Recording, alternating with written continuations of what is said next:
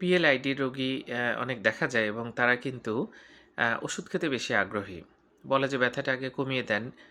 কোমর থেকে পা পর্যন্ত একটা অসহ্য ব্যথা হতে পারে এবং জ্বালা যন্ত্রণা হয়, টেনে ধরে।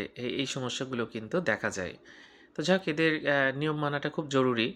তারা ভারী কাজ করতে পারবেন না, নিচে বসবেন না এবং ভারী তুলবেন না। এই ৩ টা কাজ যদি না করতে পারেন তাহলে কিন্তু অনেকটাই ভালো থাকবেন। এছাড়া কমোড ব্যবহার করতে হবে। চেয়ারের বসে যদি সব কাজ করেন তাহলে কিন্তু ব্যথাগুলো অনেকটাই কমে যায় এবং নিয়ম মানতে হবে।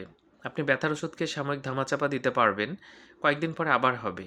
অথচ নিয়ম যদি মেনে চলেন আপনি তাহলে কিন্তু অনেকটাই ভালো থাকতে পারবেন। এছাড়া কিছু এক্সারসাইজ আছে যেগুলো করলে কিন্তু অনেকটাই উপকার পাওয়া যায়। আপনি ডাক্তারের থেকে সেটা শিখে নিবেন এবং ভারী কাজগুলো এভয়েড করতে হবে। মাজা ভাঁজ করে কাজ করা যাবে না এবং ভারী তোলা যাবে না। অনেক ভারী তোলেন।